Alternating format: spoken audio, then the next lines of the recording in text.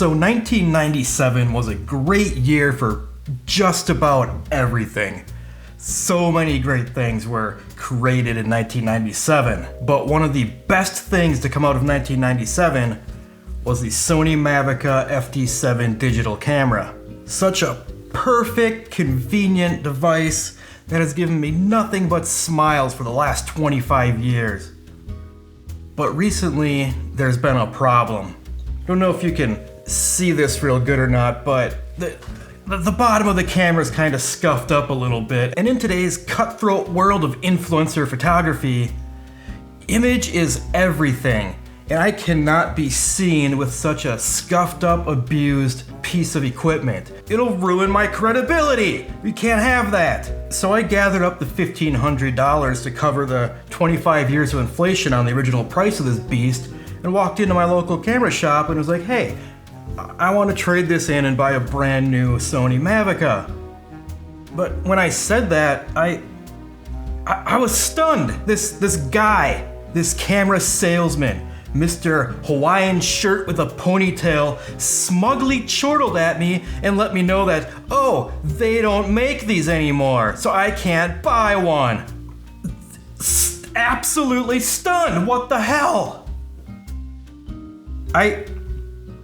I can't be seen with such a trash camera around my neck, so I just told the guy, I slapped my money down on the table and I said, listen here, get me the best digital camera you're selling in the shop right now, sir. He comes back with this new black Fuji thing, but he tells me $1,500 isn't gonna be enough. Well, I wasn't about to leave this shop empty-handed. I needed a good camera for my image, so I got $2,500 more from my mother and walked away with this thing from the shop, the Fuji GFX 50S digital camera. So now that I've been using this camera for about a month, I figure what the hell, I might as well make a comparison video in case anyone else wants to upgrade from their Sony Mavica into something new. So let's answer the question, is the Fuji Mega Fuji worth the price of $2.5 adjusted for MSRP since 1997 Sony Mavica FD7s?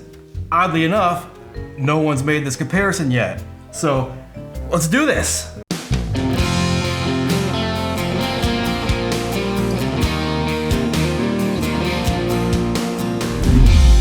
As we can see, the Sony Mavica here is just a nice little cube. Whereas this Fuji, it would be a cube, but it has this big frickin' lens hanging off it. The Mavica, I can put this into my 1984 G.I. Joe lunchbox with a sandwich and a Capri Sun and some string cheese and just go out and have a good day shooting photographs with it all in its one convenient little square box. But do you think I can fit this in that lunchbox with a snack for the day? No! If I wanted to do that, I'd have to buy one of those bulky, padded, modern lunchbox, you know, the kind that your coworkers bring and they put it in the fridge at your work and it's huge. They don't think to take their sandwich out, just put the sandwich in the fridge. So there's this giant lunchbox, so like the first 3 people getting to work take up the entire fridge. I would need one of those, and I don't want one of those because I don't think I'm an asshole. 1 point to Sony Mavica for the size and shape of the body. And since I brought up the lens, why don't we just go straight into the lens comparison between these two digital cameras. The Sony Mavica comes with a 10x optical zoom, whereas the GFX doesn't list the zoom multiplier for some reason. But as we can see on the Mavica, this 10x zoom is because it goes from a 4.2mm to a 42mm zoom. Math! So the GFX lens goes from 35mm to 70mm. So if you do the math, that's only a 2x zoom, so I guess they just didn't put it on the lens because 2x is not a very big number and it probably looks poorly in the marketing when you're dealing with other cameras that are like 10x, right? But I guess we can't just directly compare focal length numbers to get an idea of our field of view, because for some reason this Fuji camera has this giant sensor in it, so the same number on both cameras are going to show a different field of view because this is a bigger sensor. Like, I don't get it. You think after 25 years of like computers and like making stuff microscopic and shrinking it down, the sensor would be tiny by now, but I don't know, maybe Maybe Fuji's engineers just aren't up to snuff with what Sony had back in the 90s. Who knows? Regardless, because of the sensor differences, I had to go outside and shoot some photos with each of them of the same scene so we could compare them and get an idea of how they stack up. So on the screen right now is the Fuji GFX at its most widest field of view. And for comparison, here it is 2x more at the most narrowest field of view. Now let's jump to the Sony Mavica at the widest, and you can see that it's maybe just a little bit wider than the most narrow view in the GFX. But now when we zoom the Mavica to its most narrowest, zoomiest point of view, wow! Oh, that 10x multiplier is insane! But I guess it kind of really comes down to what you want to do with it. Maybe you want a wider point of view for who knows what, but for my own preferences of like taking pictures of girls on the beach, the wider view of the GFX is probably gonna cause a problem, as like they'll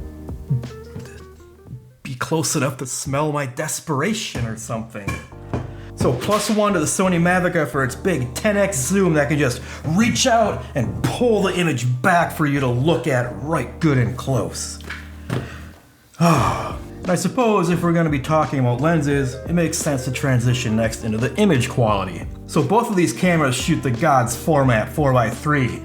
So what that means is you can jump between the Mavica and Fuji without putting too much strain on your inner visualization eye. So the Mavica, as you know, outputs a file size of 640 pixels by 480 pixels. Just a really nice number that I can view all on my screen at 100% magnification all at once. It's a very honest file size that isn't into itself any more than it needs to be. But for some reason, these crazy people over at Fuji decided that their digital camera has to spit out a file size of 8,226 by 6,192. I can't fit that on my monitor without like mushing it down and making it look kind of gross. And I guess they even have a bigger model that spits out a big file that's 11,648 by 8,736? Jeepers! That's the biggest file I've ever known to exist. I'm kind of glad my local camera shop didn't have that one in stock when I walked in there that one day to buy a new digital camera. Oh! But what do these file size differences actually mean in real world usage? Well, by bouncing back and forth between the same scene taken with both cameras at roughly the same focal length and doing a little bit of pixel peeping, there does appear to be some more apparent sharpness with the Fuji camera, if you can see that in these example images. But as anyone who's went to art school knows, sharpness is a bourgeois concept. The aesthetic of the Mavica's lesser sharpness to me just has a much more deeper artful appeal deep in my mind's eye. All I can really say is that out of the box, the Fuji is doing nothing more with this big file size than just clogging up my hard drive space. But, plot twist, after dealing with trying to fit all these files on my hard drive, I was like, why don't I just write a script to take all the files from this camera and make them as big as from the Fuji? So I did that, and you know what? After looking at the files from the Fuji, after scaled down to a nice, honest 640 by 480, they have their own aesthetic I was kind of into. It's a little different than the Mavicas, you know, side by side. You can tell the difference, but I don't think that's a bad thing, right? It's not two competing tools in the bag, it's just two tools that do two different jobs depending on how my artistic mind's eye wants to interpretate a scene. So, for image quality, we're gonna have to go with a tie between the two. So moving on, I want to discuss what I refer to as the fun modes in the camera. So aside from the STD mode that makes all the colors in your photo look like how the real world is, the Sony Mavica also comes with a few fun modes that change the colors a bit that you can utilize if you're starting to feel a little extra creative. First up, there's the negative art, which makes the picture look like a strip of film. Then there is the black and white mode, which makes your picture look like it is old-timey from the 1970s. And then there's sepia, which makes your pictures look like they're old-timey from the 1870s. And my favorite for when I'm feeling extra artful, pastel mode. So the Fuji does have some of these fun modes itself, but they're a little different. It too has the real-to-life STD mode, as well as many different black and white modes that seem to change the properties of the photograph's black and whitiness depending on which one you use, which is kind of neat. However, despite all these various black and white modes, there's only one sepia. And upsettingly, it doesn't have anything that's comparable to the negative art mode. And even more upsettingly, there is nothing comparable to the pastel mode, which I need when I am feeling extra artful. But instead of giving us a pastel mode, it has all these other modes that have names that don't make any sense. Like, whoever heard of words like Velvia and Provia and Astia? These modes do appear to change the color a little bit, but not really to any degree that anyone's gonna notice, like my precious pastel mode, that's for sure. So for this point, I'm actually gonna give it a draw again. I know I'm really gonna miss the pastel mode, but at the same time, the multiple black and whites are pretty cool, and I gotta do a rational judgment here, not one that's just driven by my emotions, okay? So another draw between the two cameras. So that rounds up just the image quality comparison between these two cameras. Now let's just look at more of some of the tactile feel and usage features and how they vary between the two cameras. First up, I want to talk about the viewfinder. Now the Mavica just has this screen on the back. A screen that kind of forces you to just use your raw instinct when you're shooting in sunny light, because it can be kind of hard to see in the sun. So the GFX does have a screen on the back like the Mavica, but it also has this other peephole that you can crutch on in sunny situations if you want to not use your instinct to frame the scene. You just put it up to your eye and you can see it even when it's bright out. So straight up, on this point, we're gonna give the GFX the win just for the extra hole that works in the sun. So let's talk about the floppy disks. The Mavica uses this nice big 3.5-inch floppy disk that just, it fits great in my hand and makes me feel like a man when I hold it. But the GFX, look at this. Look at this tiny little floppy disk that it has. You can barely get 2 fingers on it. Like, to quote that Zoo-Man movie, what is this, a floppy disk for ants? And I don't know, these little floppy disks only seem to come with these really boring corporate designs on them. But with these 3.5-inch floppy disks for the Mavica, you can go on that auction site that shall not be named and buy all sorts of fun designs to really express yourself, such as Looney Tunes, and that yellow don't have a cowboy, and these avant-garde street art inspired designs that I found. Plus one Mavica, who wants to deal with these boring things? And since these are electronic devices that we don't want to have plugged into the wall at all times, they're going to rely on batteries. So let's just quickly compare battery capacity and usage and get an idea of which one will last longer. So here are the 2 respective batteries for each camera. I'll put the name in the comments. It's too hard for me to squint and read right now. So I believe battery capacity works the same as like a glass of beer. If you have one 16-ounce glass and one 12-ounce glass, and you pour beer into both of them, the 16-ounce glass is obviously better because it's a bigger container and holds more beer. Thus, looking at these 2 batteries, we can see that the old battery for the Sony Mavica, look how much taller that is. That's so much more beer, which means more capacity, and it's gonna last longer. So, 1 point to Mavica. Okay, so possibly the most stunning feature that didn't make it onto the Fuji somehow is a flash.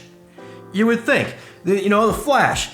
You would think that every camera should have a flash, because if you're out at your friend's house having a dinner party and trying to take pictures and it's dark in there, you're gonna get blurry pictures without a flash. But with the flash, you just go, yeah, and you take a perfect photo every time. I can't even begin to understand why such a modern, big, fancy digital camera would not have a flash on it. Point goes to the Mavica again. So in conclusion, while I think there are a few things that the Fuji does as well and possibly even better than the Sony Mavica, it really is sad about the state of the world we live in. While we may have achieved photographic technology perfection back in 1997, the wheels of capitalism just can't find enough sun-bleached bones to grind under its wheels into a fine white powder.